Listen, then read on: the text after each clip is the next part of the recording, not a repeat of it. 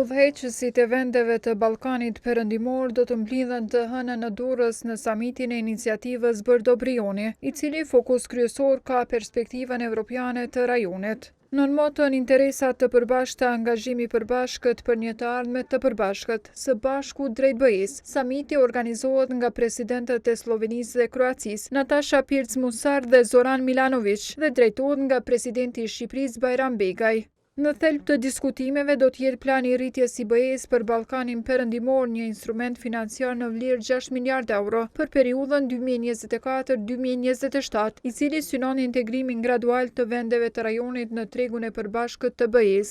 Slovenia, një nga nismëtarët e procesit që filloi në vitin 2013, pritet të theksojë edhe një herë se zgjerimi i BE-s në Ballkanin Perëndimor mbetet mjeti më efektiv gjeopolitik për të siguruar stabilitetin, paqen dhe sigurinë në rajon.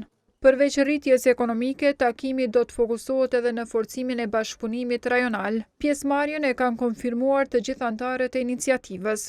Midis udhëheqësve të pranishëm do të jetë presidentja e Kosovës Vjosa Osmani, presidenti i Serbisë Aleksandar Vučić, presidenti i Malit të Zi Jakov Milatović, anëtarët e presidencës së Bosnjës dhe Hercegovinës dhe presidentja e Maqedonisë së Veriut Gordana Siljanovska Davkova. Kosova nga plani i rritjes pritet të përfitojë rreth 880 milion euro. Përfitimet më të mëdha do t'i ketë Serbia me mbi 1.5 miliardë euro, pasuar nga Shqipëria me 920 milion euro, Bosnja dhe Hercegovina me 900 milion euro, Maqedonia e Veriut me mbi 750 milion, si dhe Mali i Zi me 380 milion euro.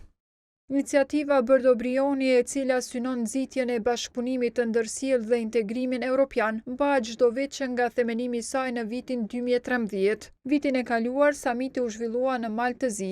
Atje udhëheqësit u angazhuan për marrëdhënie të fqinjësisë së mirë, reforma të mëtutjeshme dhe zbatimin e agjendës së gjelbër për rajonin. Takimi i këtij viti në Durrës pritet të vijojë me të njëjtin zotim, duke i dhënë rëndësi të veçantë dimensionit ekonomik.